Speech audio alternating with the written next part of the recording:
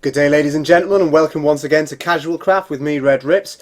I'm essentially hoping to learn to become better at talking and casting, and also learn some skills for my own play out of casting these games and sticking them up on my YouTube. So this is the very first video I've made. Let's just hope it goes well, I guess. So in the top left-hand corner we have BlinkInfo, the Red Protoss player. He's in Diamond League, and this game he looks like he's just going to be straight up getting out some probes.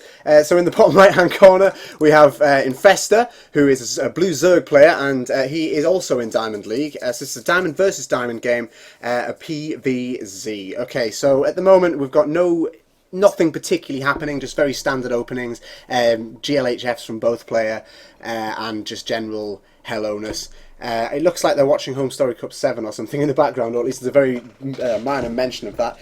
Now, you might not have heard of me before. I basically haven't really done much, so that's probably why.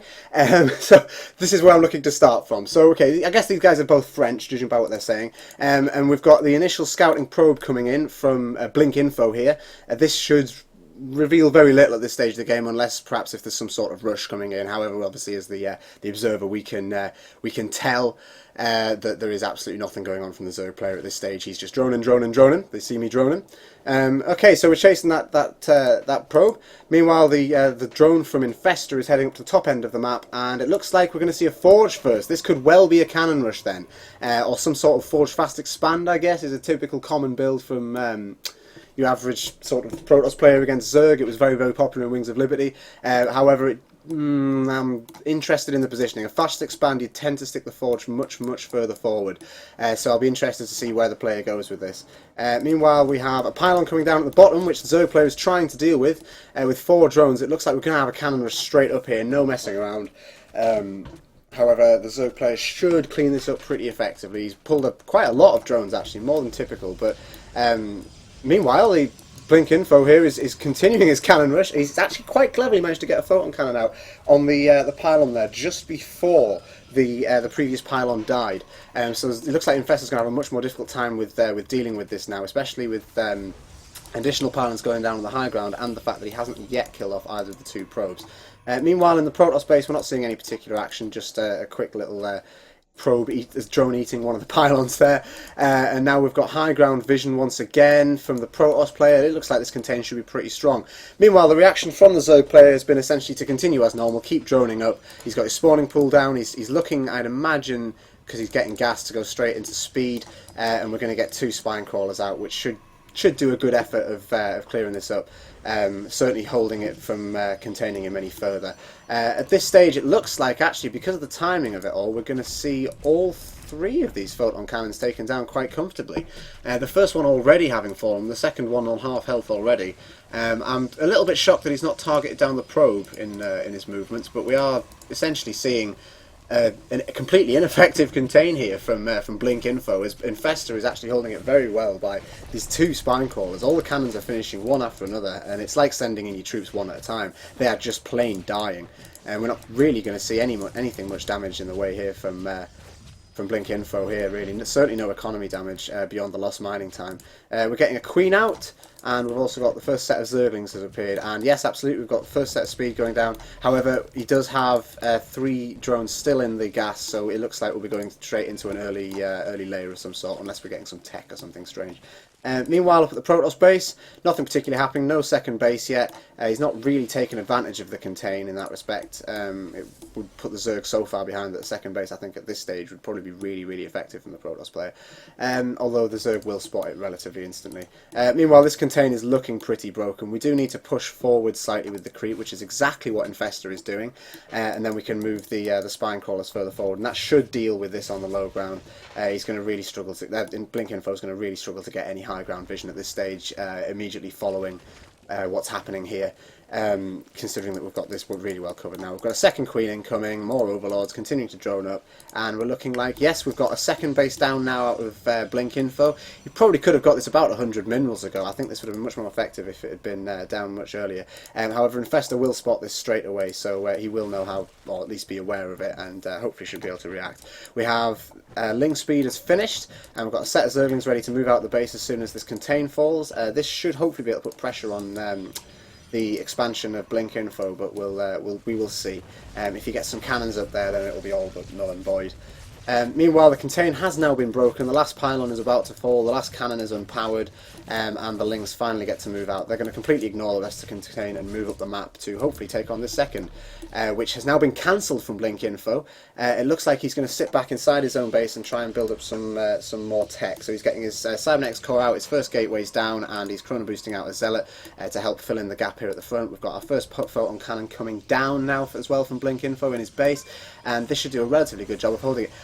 Why on earth he hasn't moved in there straight away is slightly shocking, and he's actually given him time to get the Zealot out, which is going to block the front entrance. However, Infestor shall be targeting down the pylon here, and if the pylon falls, all this will be unpowered, although he's not going to be able to do that. He's going to move away before that happens, and now more photon cannons and pylons are coming down, and that advantage is lost. We're seeing a pylon destroyed in the second base for BlinkInfo, and it looks like it's the tables have turned here, as BlinkInfo is actually contained now by Infestor effectively, and he has absolutely no troops to move out beyond his base. We're seeing a Stargate come down, so it looks like possibly Void Rays, Oracles and things like small things like that tend to be less effective, although Phoenix is quite a good play. However, Void Rays tend to be the go-to move after a cannon rush. If it's fatal like this and you're still only stuck on one base, because you can get 2 or 3 Void Rays out and start owning up some ass.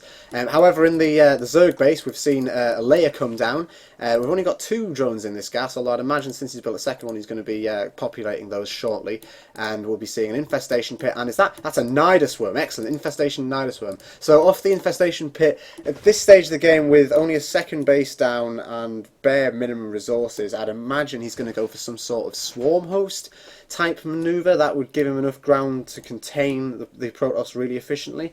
And with a Nidus, that'd be a really effective way of getting them across the map, although it does depend what he's doing. It looks like also he's stockpiling queens here, with 3 out now. I'm not quite sure if he's going to continue that, but that would be an interesting play, bringing queens along for the ride if he does choose to Nidus in some swarm hosts. So if Infestor was to choose to say Nidus in some hosts around here where these Lings are, to be honest, anywhere in this area, you could get a creep contain going here with unblocking our front wall here from BlinkInfo with a spare pylon, as he's actually managed to completely wall his sentry in the base, and the Stargate has been seen with this Overseer, so that isn't going to last much longer. I thought I was on away.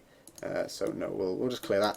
We're seeing some spore crawlers coming down in both of Infestor's base. I don't think there's going to be much of a problem here from the old Void Rays that we're churning out Void Rays now with BlinkInfo. So I'd imagine that at this stage we're going to see some sort of either a straight up defence with more queens and possibly more spore crawlers, although now we've got a Void Ray coming into the main base of Infestor. This is going to start targeting down the drones, which are pulled straight away, although now we've switched to the spawning pool. So we're seeing a lot of heavy pressure on the spawning pool. 3 queens heading up to help deal with this. Let's see how this fares. 3 queens are obviously much stronger than a single Void Ray, and looks like that's going to be the end of that simple pressure. Well, there's a second Void Ray there, so you could have probably brought that and pretty much killed the spawning pool if you'd been a little bit quicker about it. We're seeing no additional Lings coming out. We've got extra queens on the way. Essentially we've got an army of queens now sitting in wait for the Void Rays that are trying to enter the base. We're also seeing the upgrade for Enduring Locusts come in.